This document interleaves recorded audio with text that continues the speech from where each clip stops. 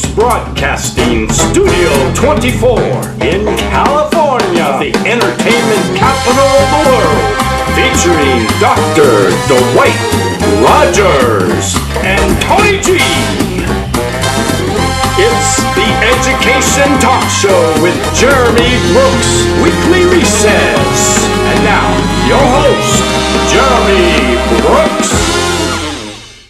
Welcome to the Education Talk Show at Jeremy Brooks Weekly Recess. We are live at Brooks Broadcasting Studio 24, and we have an incredible show for you tonight. We got some incredible topics, very important topics that are impacting schools across the nation.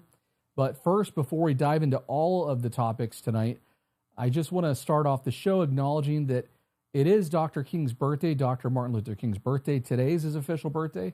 And as we head into the Dr. Martin Luther King Jr. holiday weekend, we want to acknowledge an incredible leader who left a legacy of, justice and supporting communities and trying to create opportunities and impact rights for people everywhere. So we want to go ahead and acknowledge that, and we want to thank RG for getting us a graphic tonight for that as well. Joining me, as always, are amazing senior education contributors. We got Dr. Dwight Kofi Rogers. Good evening, everyone. Again, happy birthday, Dr. Martin Luther King Jr. Thank you very much for all the work and paving the way for us so I can sit in this seat. So again, happy birthday to you. I hope everyone is going out to do at least one thing in remembrance of the work and the efforts that he put forth so we all can live the lives that we lead. Good evening. Awesome. Thank you. And we got the great, always funny, you saw him last week doing push-ups on the show, yes. Tony G. Yes. I'm going to follow up with Kofi. With sit-ups. Well, no, you're getting shouts out, and it's crazy because I'm 4% black. Okay. That's where these beautiful curls come from, I think. And I tried to use that bit one time at the punchline. Didn't work. Avalanche of silence. Yeah. But again, I love Martin Luther King. Powerful. The speeches. I remember going back to history class. I remember Mr. Ben Sinez. I think he's still teaching, and just having us listen. And so, again, MLK all the way. Right, guys? Right. Yes, sir. Mm-hmm. That's what I thought. By the way, who's gonna go get that name sounds familiar. Yeah, we got to talk later. Yeah, Mr. Sinez, that sounds familiar. We'll talk later. All right. All right, and also joining me tonight, we have an incredible special guest with us, former retired senior special agent with the California Department of Justice and owner of Bullseye Canine. We got Andre LeMay. Andre, welcome to the show. Thank you for having me. I second what they said about MLK. I can't say anything else that they didn't add, but I will add that I actually did the Martin Luther King I Have a Dream speech when I was in school when I was younger. Okay. Yeah, I was I think I was in maybe 4th or 5th grade. And I will preface it that I was the only black kid in my class. Uh-huh. So my competition a little short, was limited. So I was kind of shooting for the... Did you watch Eddie Murphy do it? I did it. I'm glad to be here. And I'm looking forward to chatting with you guys. We're excited to have you here. And we also did an episode, a one-on-one exclusive episode. And so this is kind of like a little bit of a preview to that. And we're excited. It was a 3-hour conversation. So...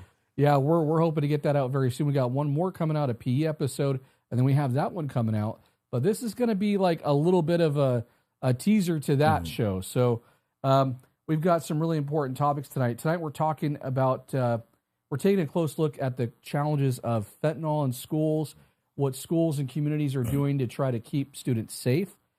Also, we are going to be learning about, we're exploring what districts are doing through education, prevention, and early intervention, and campus safety, and how law enforcement agencies are collaborating to stop dangerous substances from reaching students in schools. And, of course, our special feature tonight is looking at the important intersect of the school-to-prison pipeline, and then also looking at the pipeline of prison to school. So we're looking at that as well. and what schools across the nation are doing there in that regard. We're going to talk about discipline, trauma, mental health supports, restorative practices, and also reentry programs and how they all play a role in shaping student outcomes. In addition, what's working across the country to help students stay engaged, supported, and to be on a path to success. And but before we dive into everything, we do want to do our check-in, right? Because we like to check in on the show and see how everybody's doing. And so we'll start right here with Dr. Rogers. Like, how is your week going? How are things going? Hey, it's been a long week. It's Thursday already. It's been you think this is January, right? You feel like you just came back from break. You should be refreshed. But these couple of weeks have been like torturous. I don't know about First how. couple weeks back after the break is always tough. I know, right? It's tough. like you need a break from your break. Facts. So, but I'm feeling good though. I'm thankful for being able to have this space with you gentlemen. And as always, I'm just looking forward to what the new year brings, because we have to first start with the mentality of what do we want to see, and then what actions are we going to put forth to make it happen. So I'm happy. I'm good. So, but glad to have you here too. Oh, thanks for having me. All right. And then also we have Tony G. It seemed like, did I see you doing some comedy last night? Yes. Then also we got to follow up on the punchline and how that went. So everything's been going good. I've been doing a lot of comedy, and it's been going well. Got my hands in everything. I'm filming a documentary. Okay, it's called The Sound of Silence. Okay. And it's going to be me and other comedians, local pros, and it's going to show the process, the actual hardest part. You go into a dive bar and nobody wants to show that stuff, right? But, if you're willing to put it out there, and so some comics want to do that. And I just anticipate it. I'm going to go for, Sundance or whatever. I'm going to do festivals. Right. Even if it's the Oregon such and such, festival, I don't care. I want to go for it this year. Nice. It's been a vision of mine for the last 7 years. And so it's like, I'm going to do it. I love that. And we're going to have to do a special screening when it comes out. Absolutely. And not that there's any comparison out there, but there is a movie out like that right now. I'm not sure what the title is, but I have to look it up. Have you seen the preview? I haven't seen the movie. Yeah. It's real with like the other side of comedy, where people are not laughing. Is this thing on? I think it's yes, right. Yes. And so and that's basically yes, but I want to get that live footage. That's nice. And it's really cool because I love it. If you're good in your own skin, going back to, my background in mental health, being around just everyone, you're going into a place to do a dive bar. Think about that. The characters, individuals you're going to run into. What kind of characters are they? Oh, colorful. They are colorful, and you just have to be quick. Like right there, you put me on blast, and I'm ready, Kofi. Hold on. Are you saying? Kidding. Are you saying? Do you mean like you have to be quick, like quick-witted? Well, or do you have to be quick, like to run out the door? in case- Sometimes, if you say you're getting too funny, you might have to get out the back door. Okay. And so credit to MUSD teaching me the defensive strategies. You got to see and back up and look, going back to CYA. So. That always comes into play, but not too much. I've learned I'm getting older. I'm 48.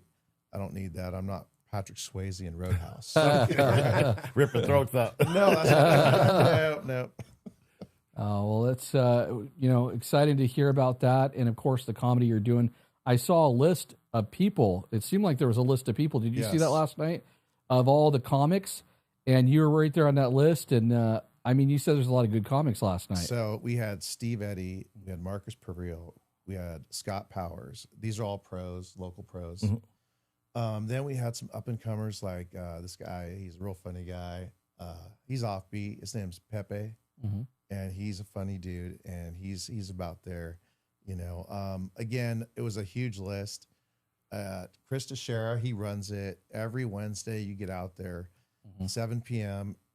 If you bring people, you'll get on. So it's like, if it's one of those bucket lists, right, like yours, when you're going to do it, we're all going to come around and support you. Yeah, I'm not we'll there talk yet. about We'll that. talk about- I'm not there yet. Comedy is tough. Yeah, no. And Comedy is yes, tough. It's like you're funny in your mind until you get in front of people. Yeah. I watched an open mic at it wasn't the Punchline. It's a comedy club in Dublin, like a local comedy club, but it's one of the name Tommy T's. Tommy T's. Right. And like there's a couple you're like, God, this kid's good. And then the ones that you're like, you feel so bad. And they're just struggling, you know, and everyone's just looking. You know, because people they're not gonna fake the laugh for you. Right. You know, so it's You really do have to earn people's laugh, you right? do, Like, you it's really like- do. Especially if you don't have a name. Right. If It they goes don't back know to- you. It goes back to what Cookie Williams said when we Yes. went. 3 minutes can be a long time. It's true. It's true. It can be a long time, right? So back to that bombing callback to the when I was saying, you know, because I was like not a joke. Seriously, you know, I'm 4% African American, right? Don't say that out loud too much. Listen, I did, but you got to hear this. So I felt the bomb. I was bombing bad at Punchline, Sacramento. It was You're like the most- 10 seconds in and you got I was a cocky guy, you know. I was like, you on got a 2 minutes and streak. 50 seconds left. Well, think about, you know, you're having a lot of kills, Mm. and now you're starting to. Feel yourself. I'm ready. I'm like, I'm Han Solo, you know, I can do this, you know, all that confidence. And I had no structure at the time. I just threw the dice out, Winging it. And the crickets. Now, add insult to injury, the comic goes in there, and he's a funny dude, and I'll give him a shout out. His name's Lance Woods. He's got like a huge following in SAC, but he does this thing where he gets you, you know, because there's silence, and he goes, you know, man, you know, that man was burning up, right? And laughter's like water, and you guys just let him burn. Oh, man. And I just was like decimated. But again, that's what comedy is. Right. So think about that. And we're going to go over here in a second, but before we do, we had a ton of comments last week. Did you guys see the comments? I did. How amazing, Yes, I right? did. So keep So- those comments coming. Yeah, exactly. So keep the comments coming. Shout me out. And here's the thing. We already have comments coming in, and we have a comment. They want to know the release date of your movie. Ooh. Well, I was thinking I'm shooting for May. Okay. Oh, that's quick. I love it. Again, I love No to pressure. edit it. No. Hey, listen, Press above this spice is or Bill confidence, Diamonds, but right? We're doing 2026 Faith. You know, you got to go for it. So Right. I'm shooting for May. Awesome. Good. Well, we're excited to see that when that comes out. And Dr. Rob says hi. by the Hey, way. Dr. Rob. Dr. Rob. And we love having Dr. Rob on the show, too. He's one of our regular guests. And by the way, I don't know if you gentlemen have noticed this, but we moved he's got his book saw right that. there, camera 5. I don't know if you can get that, but Sparkle and Shine, very exciting. I noticed that. Yep. I noticed this too. Yeah. Yeah. Is that nice? Yeah. We keep it classy in here. Yes, yes. But yeah, so we also have Andre LeMay on the show. Tell us a little bit real quick about yourself for the audience our audience, you know, hasn't met you before. Tell us a little bit about what you're working on and your experience too. Ooh, how much time you got? No, I'm not that old. So my career started out at Pittsburgh Police Department in Contra Costa. So I got hired there in 1991. Right? No, I'm older than I look. I got good genes. Thank you, Mom. Good genes. So I started out there in 1991. I switched over. While I was there, I worked patrol, and then I worked narcotics, and then I worked at a DOJ task force, narcotics task force there, which led me to go transfer over to the Department of Justice in 1998. So I switched departments. My headquarters was out of San Francisco. And I worked narcotics there from 98 until 2007. What's kind of interesting about looking back now that I'm retired and looking back at my 33-year career is I got to see so many different epidemics. So when I started, crack was the epidemic, right? Then we had the meth, Right. which is still kind of here. Yes. We don't talk about it as much, but meth is still here. Right. The meth epidemic, the meth labs. Yes. Then there was the ecstasy or MDMA. That was a thing. Tailing into heroin made a comeback. the opioids for the prescription pills. I was there for that. And, cruising out towards the end of my career, seeing the fentanyl epidemic. But I transferred over into our Bureau of Firearms. And so I started working weapons from 2007 till retirement in 2024. I promoted in 2008. And shortly after that, I helped create a firearms task force in Contra Costa County that I supervised. That was, we had different departments that would supply officers.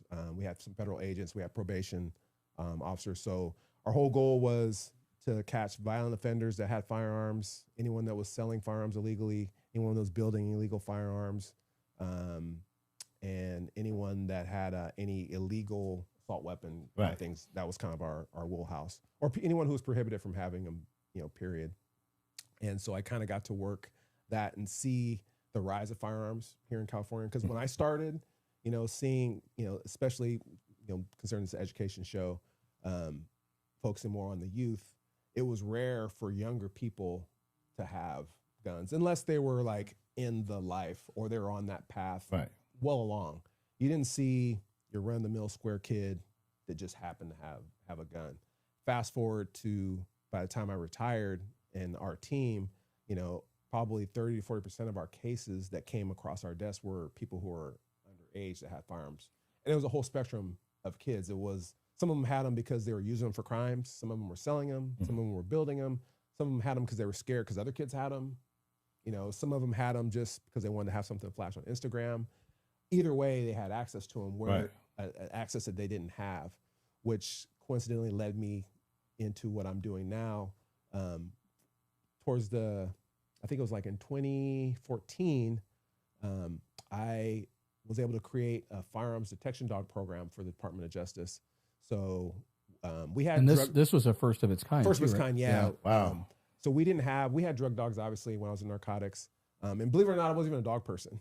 Wasn't even a dog person. But what happened was I became a pet dog person. And anyone that has pets, it's a slippery slope from pet owner to crazy dog person. Right. So I went from one pet dog to 3 pet dogs to it'd be cool to have a dog at work. And that kind of was the impetus of initially to create the program. Originally, I wanted a drug dog because even though we're working firearms, we're obviously firearms and drugs kind of go hand in hand.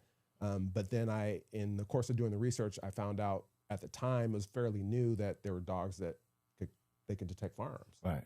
So I got the first dog, handled it. Shout out to the vendor that trained my first dog and trained me as a canine handler was Top Dog Canine, or Police Canine and Training Consulting. They're right here in Modesto. Nice. The owner is Ron Cloward. He retired from Modesto PD. He's like a somebody, in the dog world. And I was blessed to be trained by him and all of his trainers. So I had a dog on my task force from 2015 till 2024. My dog retired out a few months before me. Right. So we kind of went out together. But in the course of working the cases and seeing the change in the dynamic of the younger people having guns, it made me think, and like I think we were talking about a story, or I've been talking about you, about the kid who had the guns in the backpack.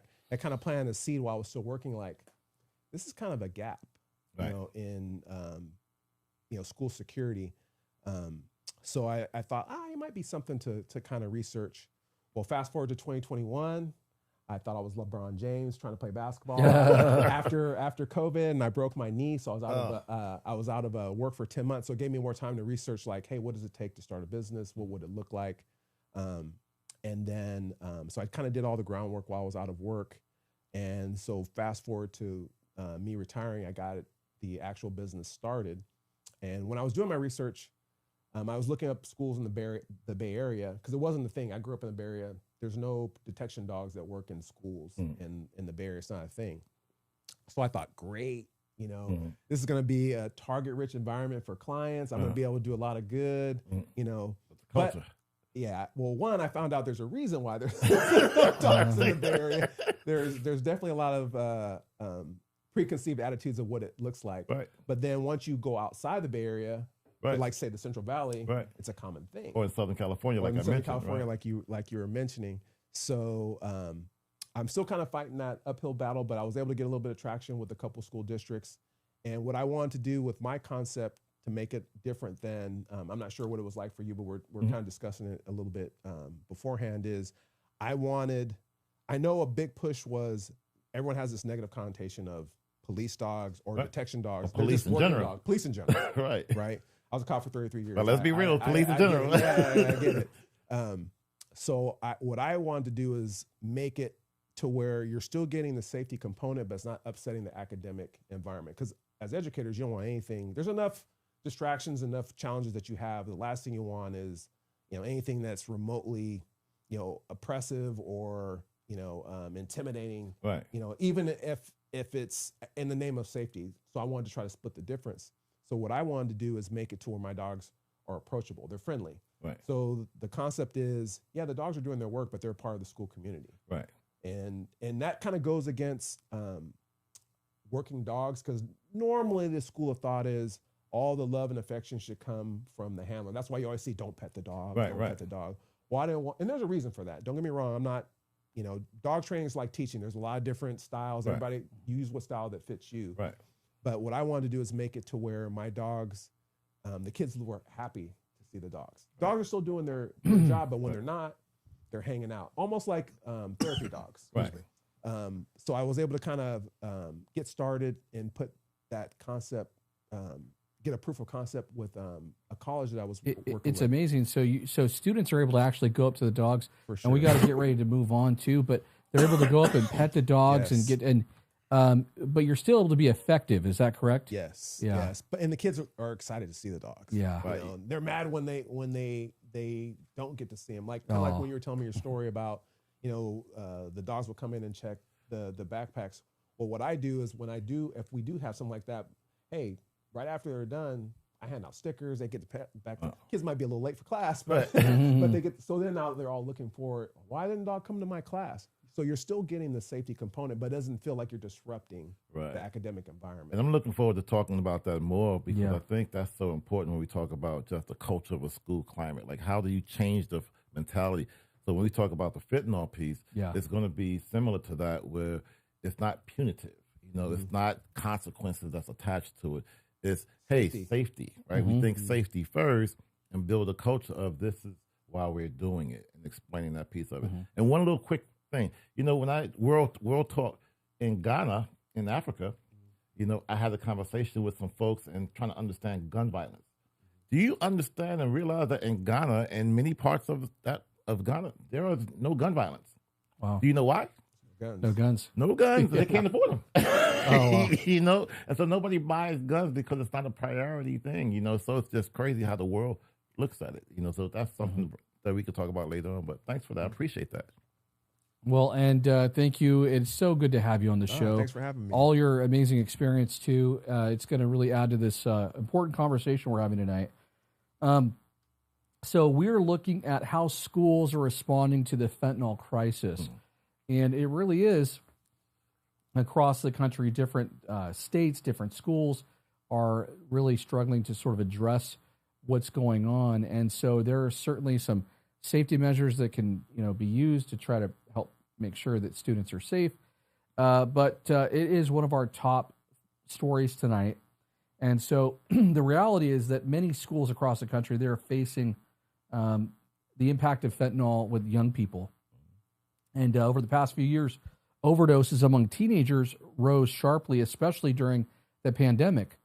And while the numbers have started to come down a little bit, it's still higher than they were just a few years ago. And so the important thing is to try to understand this crisis. And it doesn't look like maybe some of the other crises too that we face, because of kind of how serious it is. Right.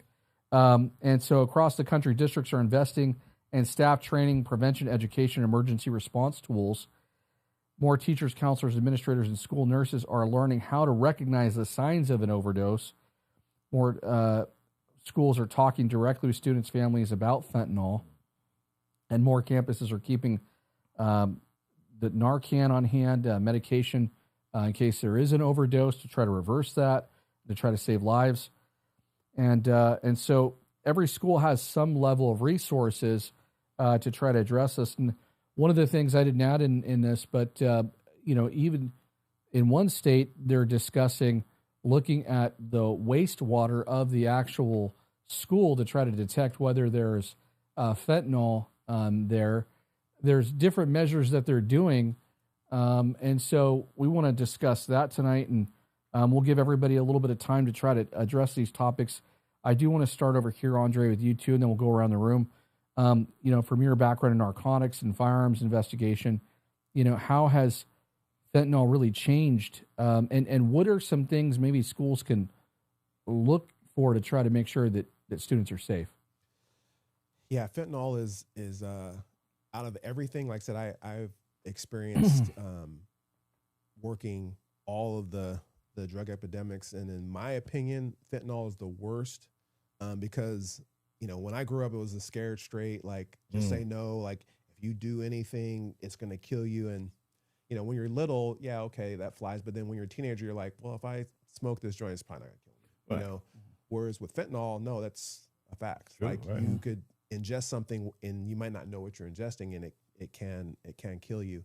I think, and we talked before too, and sometimes those things could be laced with fentanyl. Yes, and that's probably the most scary thing, because I don't think that there's, from what I've seen in my time before I retired doing fentanyl investigations and running across younger people that had it or involved with it, they didn't know that they had fentanyl. They thought that they had prescription pills, or it was cocaine, but it was laced with fentanyl, or it was some other pill. And I think what people don't understand is, like, the drug cartels, they are making counterfeit prescription pills, the popular pills that kids, get access to, Percocet, Adderall, all those kind of things, and they make it look like it's those pills, but inside it's fentanyl. Even the colors, the way they design them, yeah. Yes, they have pill presses, and and because it looks like a legitimate pill, kids may assume that this looks just like the Xanax I took a month ago, but depending on who you got it from and how you accessed it, it may be a tainted pill. They're so dangerous that just coming into contact with them could be dangerous, especially the powder. What I haven't seen is a lot of kids dealing with the raw powder form. It's usually in pill, or it's laced, laced with something else they think they're ingesting. But I'm not sure which is worse, because I think if you know what you're getting, you're probably going to take the precautions of using it, and you probably have some experience using. But if you're just taking a Xanax or a Percocet, and that's what you think you're getting, and you're getting fentanyl, and you've never ingested that type of drug, it can shut your system down. So the prevalence of that's the new drug epidemic, and that's the priority. Even before I left Department of Justice, they created fentanyl teams up and down the states, and that's kind of traditionally what DOJ does. We had meth teams back in the day. There was, an MDMA team that worked up and down the state. So fentanyl is a huge priority, and they're trying to interdict it. So the fact that they're doing that tells you how much of it is out there on the streets. And I want to get our other gentleman here on the show in on this too, but I wanted to ask you one other question. I mean, you hear about cases of this where, it enters a campus, right? And you have 4 or 5 students that might literally overdose on a campus. Have you heard of those stories? Are you familiar with those kinds of things happening? Yes, it definitely happens, and a lot of times you don't hear about it on the news, and for a lot of reasons. You guys are administrators, so you probably know why and what things get released or not. But I think what happens too is things get misclassified. In talking with some safety people at one of my school districts, and it's something I didn't know, they educated me, is, well, even though they're treating it as a potential fentanyl overdose, and they're using the Narcan and they're wearing gloves, and the kid gets transported out, well, there's HIPAA laws. Right. So unless the parents cooperate with the school and say, yeah, in fact, it was this, they can say it was the kid had anxiety, they had low blood sugar, whatever. So then it gets classified as that, because at the end of the day, the school safety people aren't doctors, so that's not going to make the news, right? HIPAA and FERPA. Right. Yeah. So I think the true scale of it is probably bigger than is what's reported. Yeah. and for those reasons. So it does happen. Just because you don't see it on the news or you don't read about it doesn't mean it's not happening. And it's across the nation. And we'll come back around. We'll get you back in on this.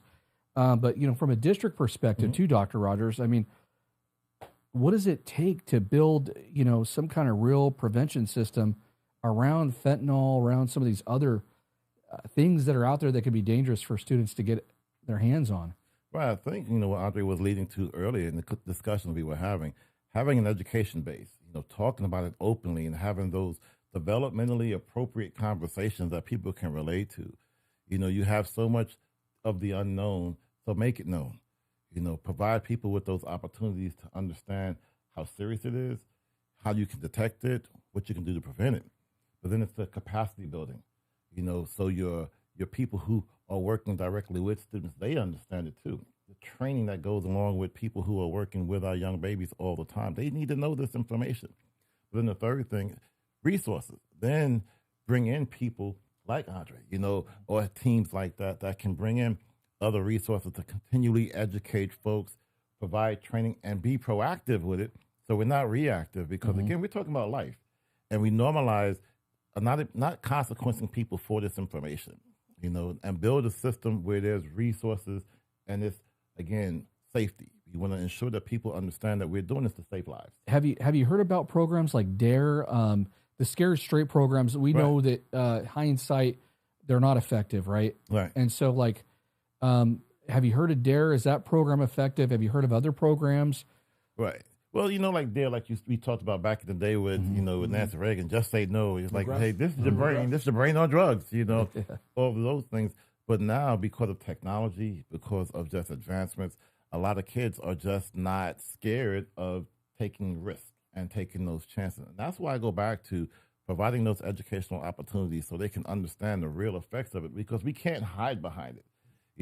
Whatever we don't say, now the narrative is out there because they can read, they can look things up on the internet, TikTok and all those other places and spaces create a narrative for them.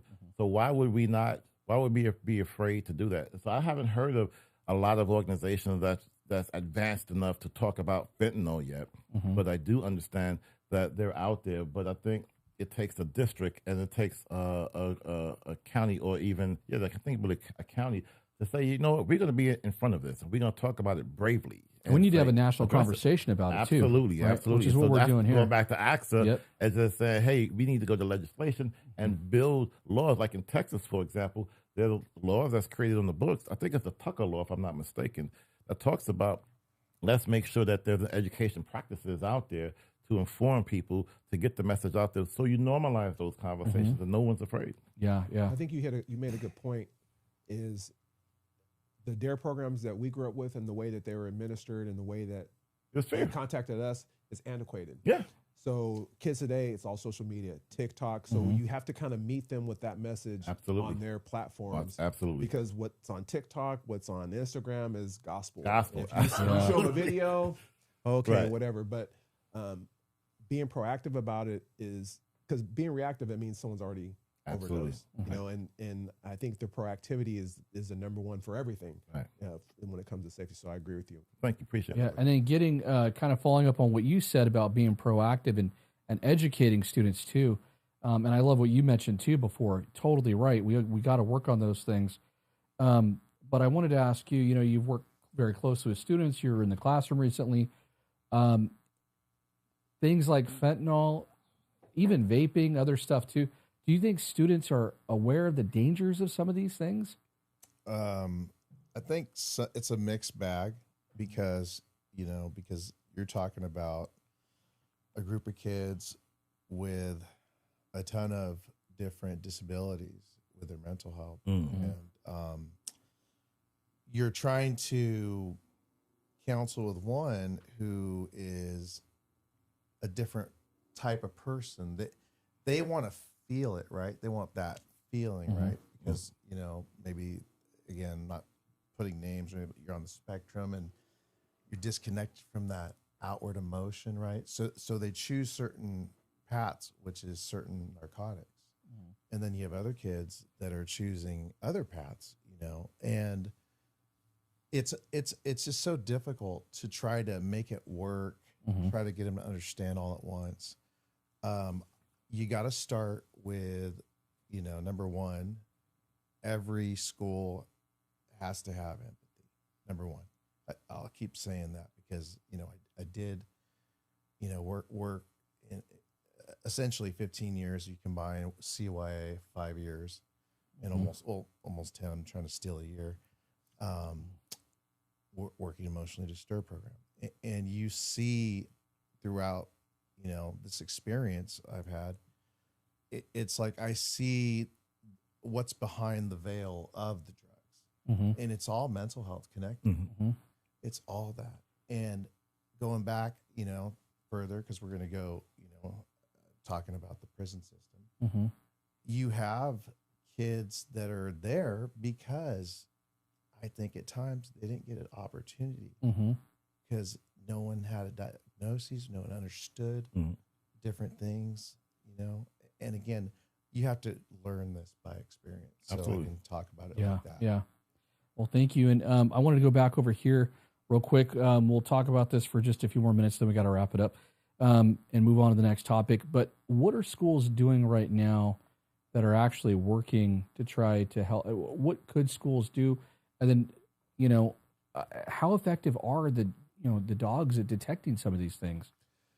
I think from what I've seen, and you guys have been in the schools, working with the schools much longer than I have, but from what I've seen is it's all the stuff kind of that you said. They have the Narcan, they have protocols, they have processes for when this happens, and no school district is the same. Some schools may be more proactive about their security measures. Some schools, hey, we just have these. You work with a lot of districts, so you've seen a lot. Yeah.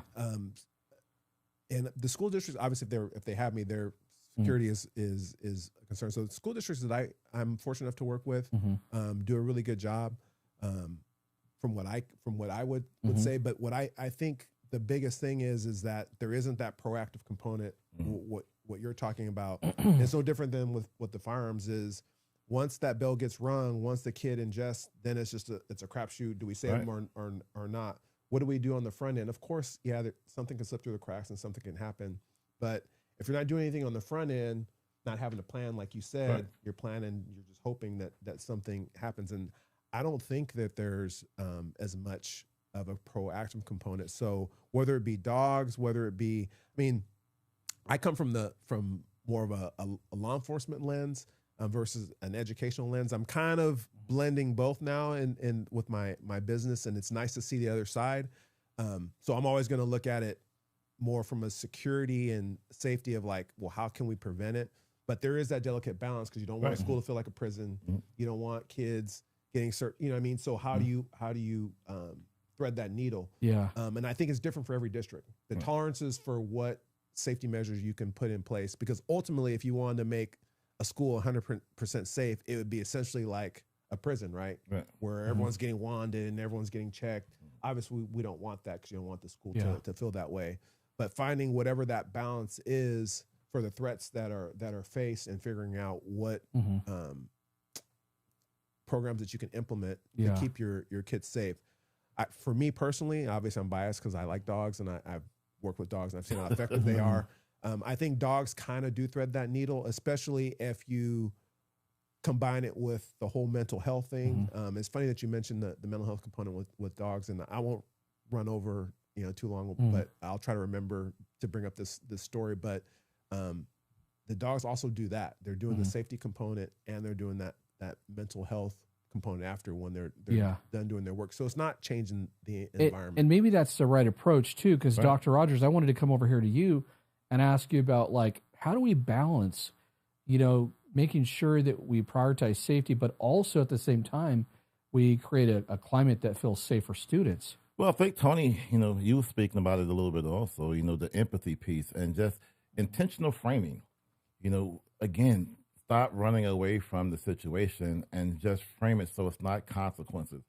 We constantly want to give consequences to kids when they mess up or do something, but what are we doing to prepare them for what's out there? And like you mentioned, Jeremy, TikTok, social media, and all of these different platforms are speaking truth, like you was talking about, Andre. So we have to be in front of it and have student advocates and students panels that will say, hey, let me be the voice of the school for you so we can speak on these topics and these matters, because their voices are way more powerful than they ever been. You know, we can't judge schools like we did when we were going to school because they're not the same way. So why are we treating it that way?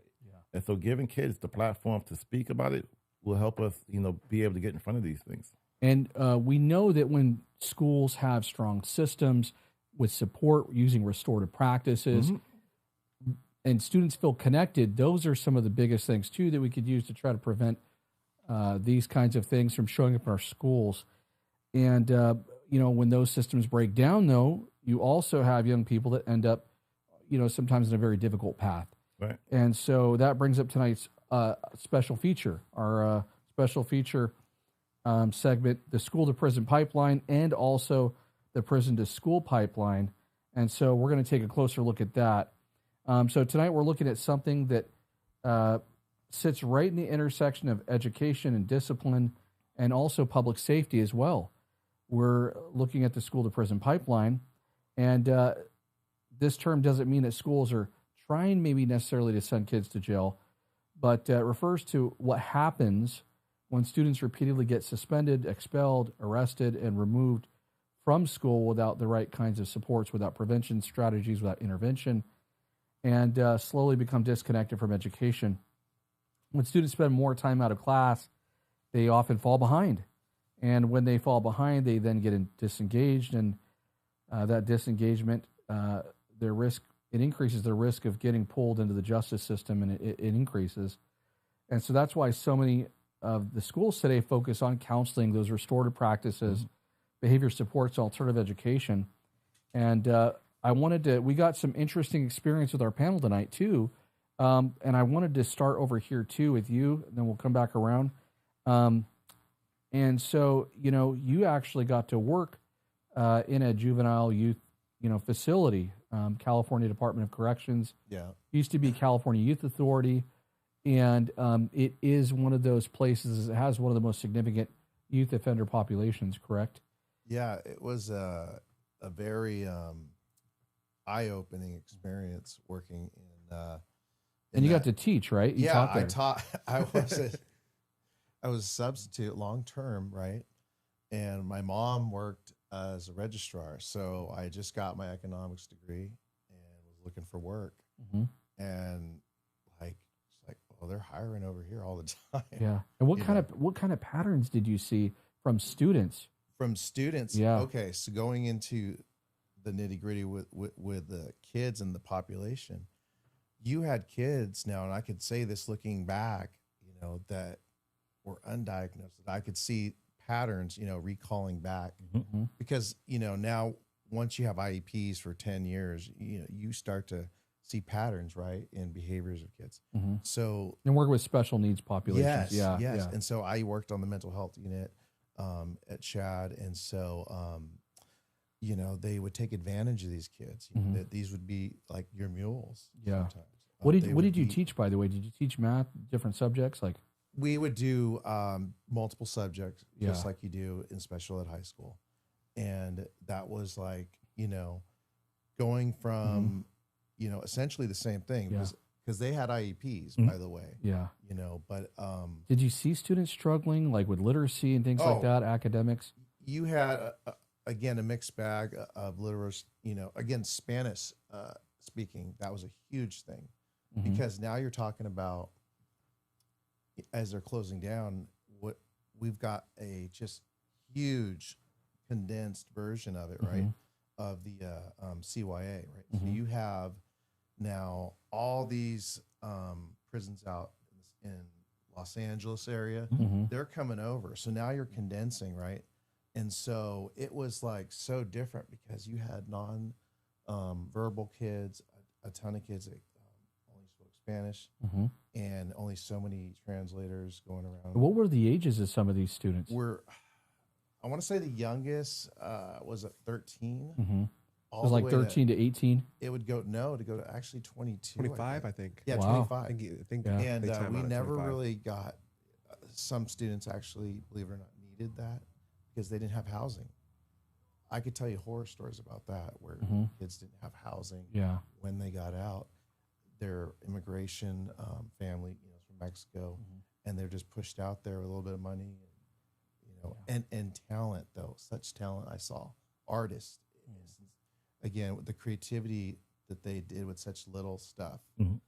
Again, obviously it's prison, violence, it happens, but it's incredible what I learned just in that whole experience. Well, thank you for doing that and supporting those young people, of course, and then all the other young students that you help support too as well. And then I wanted to go over here real quick with Andre. With your law enforcement background, how often do you think you saw cases where, it really did start with school-based issues where maybe somebody who, you were investigating or that was in trouble with law enforcement, they maybe had a lot of suspensions, they were expelled from school. Was that pretty frequent or? It's interesting hearing your experience with the kids that were in COI. My experience with kids,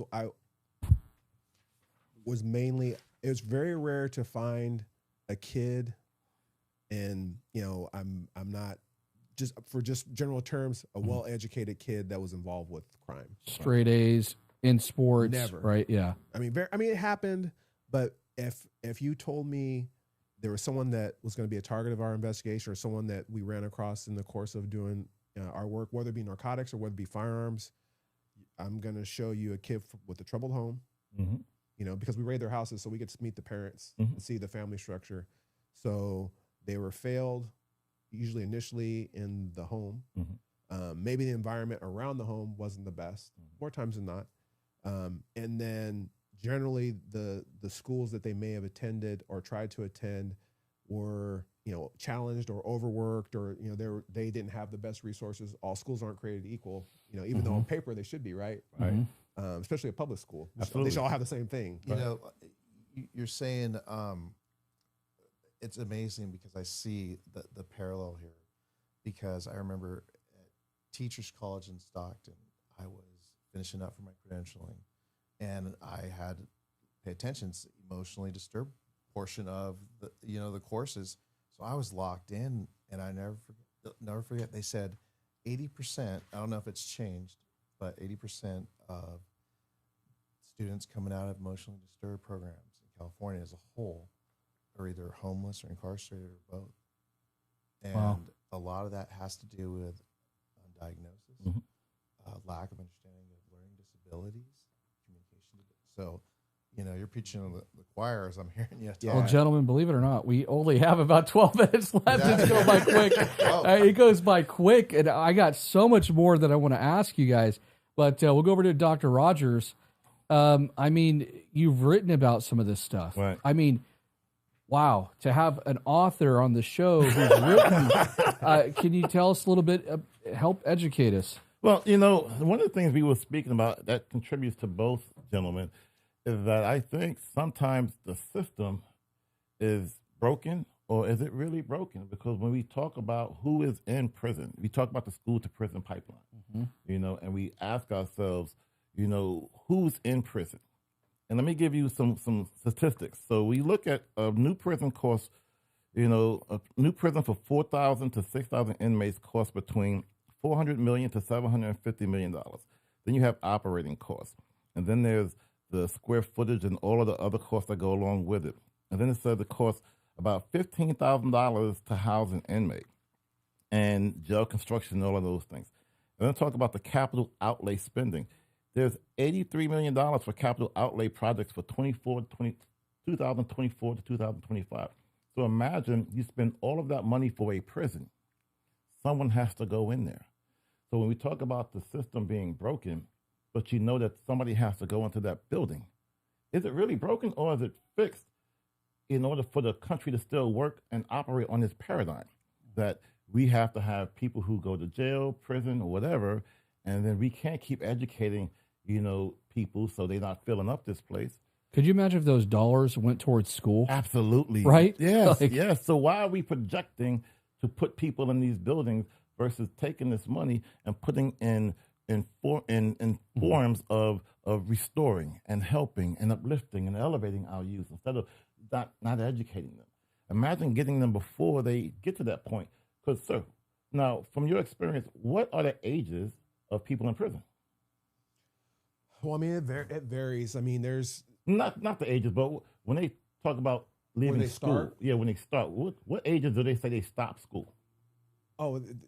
They stop school before high school a lot of times, Right. or even the junior high. beginning of high school. But to piggyback onto what you're saying, I agree with some of it. Mhm. I mean, obviously, I'm looking at from a law enforcement lens. I'm definitely a believer in law and order. But what I will say is, 99% of the people that take the wrong path and they go on to commit crime, they're born just like me and you. Right. So kids are just a reflection of what was input into them or Right. how they were nurtured. And, if I was nurtured less, I would be in prison. Right. If I was nurtured more, by grace of God, I'm here today because, Right. people helped put me on the path. And I think what everybody wants that magic bullet. Mhm. And I don't think because it's such a nuanced, argument from the start to the end. But I think the one place, if I had to put a bow on it and put my 2 cents in, is the one place where we have a chance to intercept kids that are on the wrong path and put them on the wrong path is in education. Absolutely. Because you can't control their home life as much Right. as we would like to. It's Right. America. We can't. Right. There's no law on parenting, right? Right. And the thresholds on what a good parent is very low in the United States, right? So there's only so much you can do on that front. Unfortunately, I mean, like the social issues as far as the environment and things like that, that's such a big, nuanced problem. How do you address, an impoverished area? Right. That's something outside the range that educators have control over, right? Right. The one place where we can invest time, money, and resources into where you can, because I've seen it. I've seen kids get impacted by good teachers, and they're on this wrong path and go this way. I've seen kids that were good kids hit school and, they just can't overcome the home life, the environment, and whatever challenges they have. And you've, school. of course, with your level of law enforcement, I mean, you've seen the most challenging cases. Oh, for sure. Just to put that into perspective, too. And I always say, and I always kind of come back to this, and it's something that I don't know how we've forgotten this specifically in California. The California lottery pass was money for schools. Right. Not a lot. Right. The jackpots keep getting bigger. Right. Why?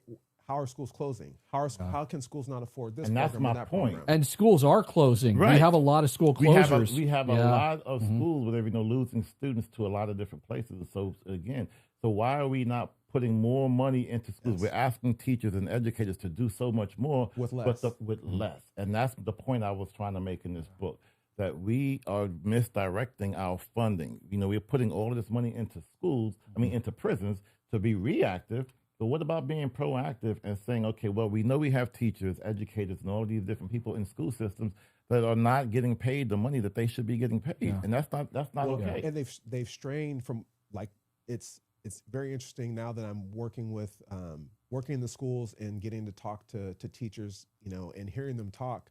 They sound like cops have been working the beat, Right.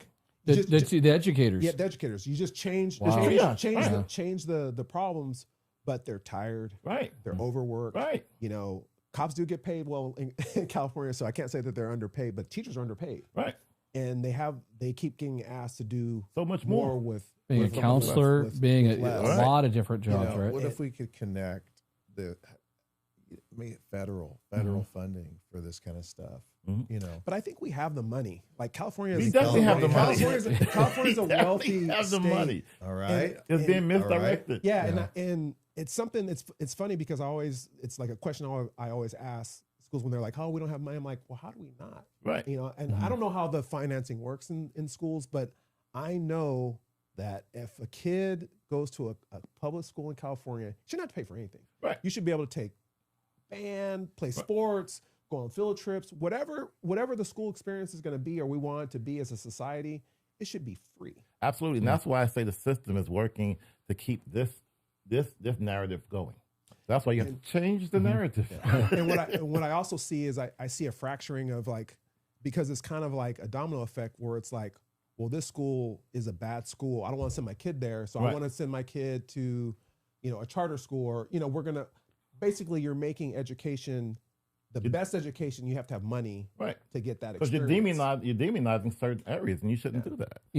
If we could take those funds, though, and put them towards schools, we could have the kinds of schools he's talking about, 24-hour fitness gyms and all kinds of. Exactly. Yeah, I mean, it could be incredible. But real quick, to answer your question about the lottery, where's all that lottery money? Right. No one talks about that. And I wish we had a fifth microphone. Our system, we can't do it, unfortunately. Otherwise, we'd have a fifth. We need Elon Musk Yes. over here to look into the honeypot, or is that what Even better? Even better, we got a comment from Dr. Rob. Absolutely. And so we are going to talk about it on this show for a second.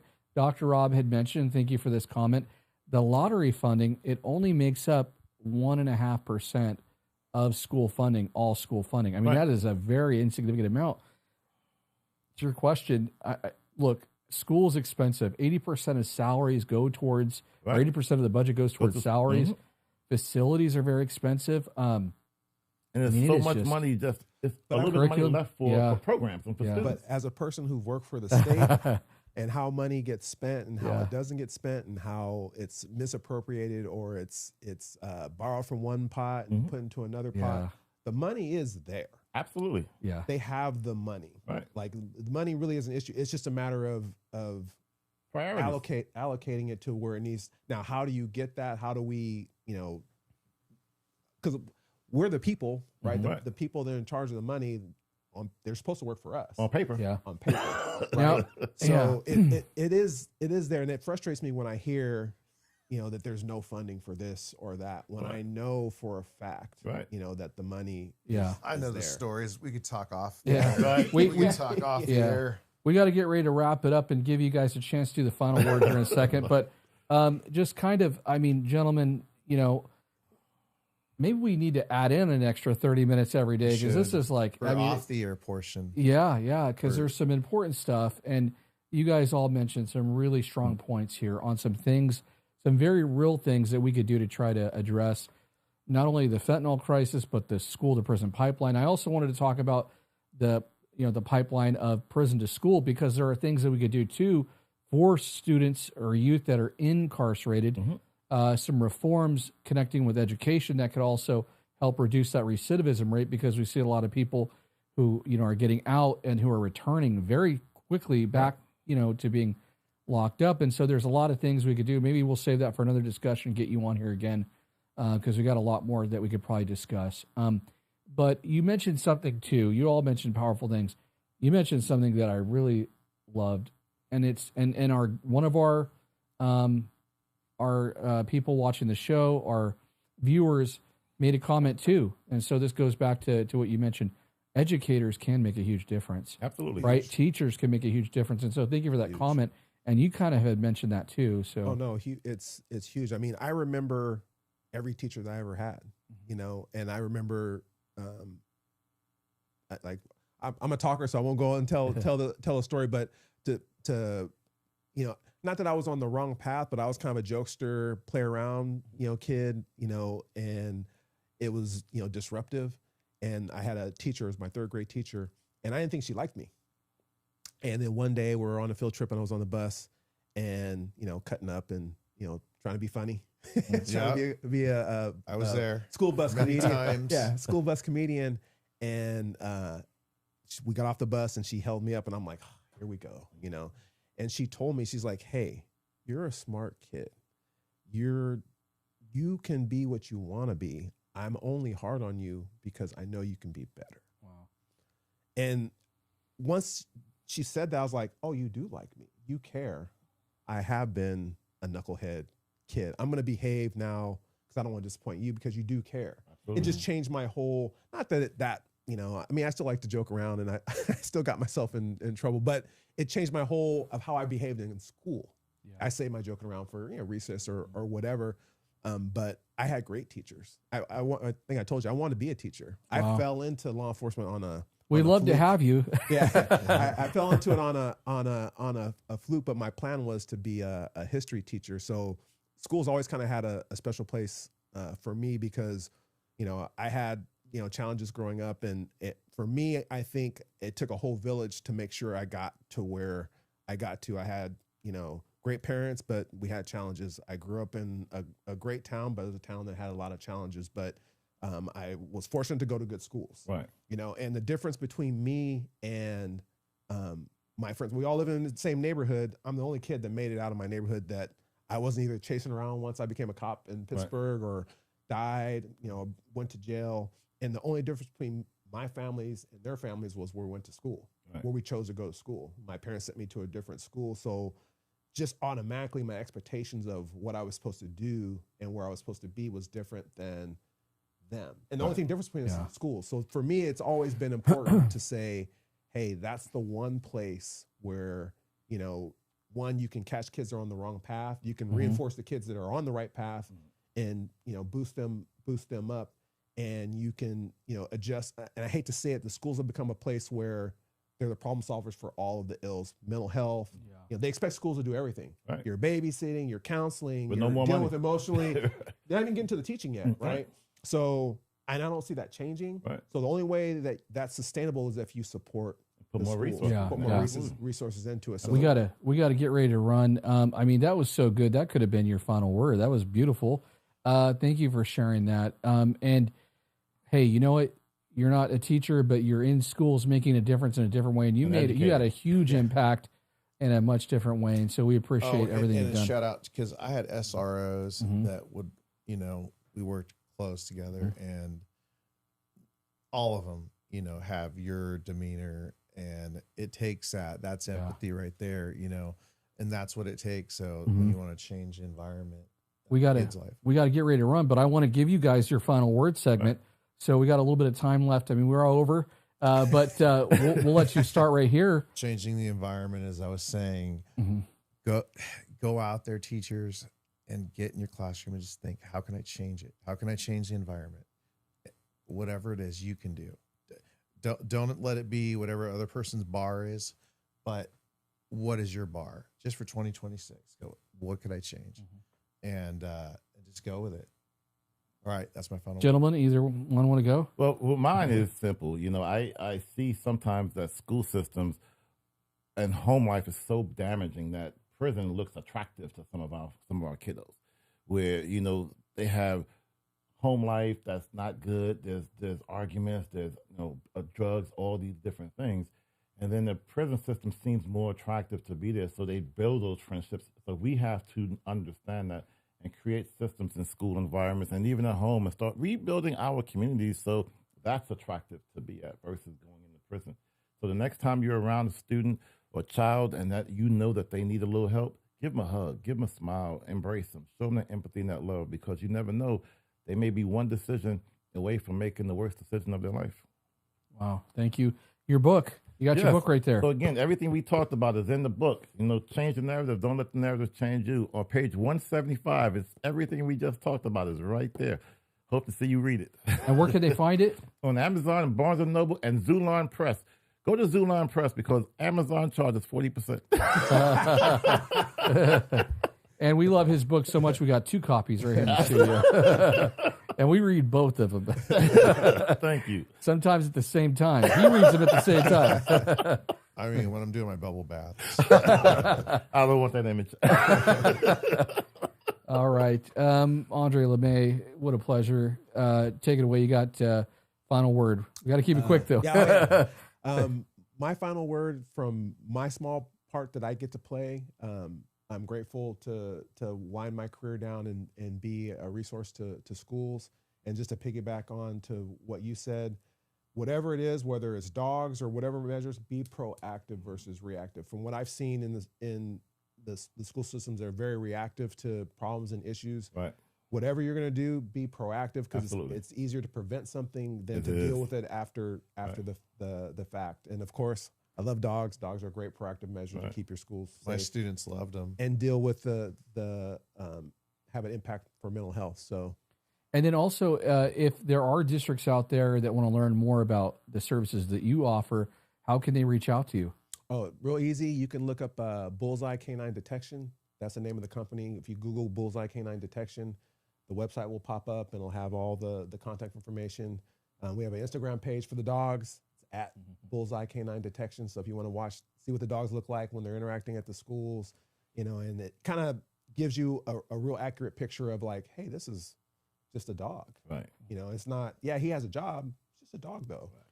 So you can reach me at through either of those platforms. And if you want me to talk, be a resource, just run some ideas by me. Hey, I'm quasi-retired, so I got a lot of time on my hands, and I'm always willing to help. So, Love it. We, you mentioned that your dogs are just dogs.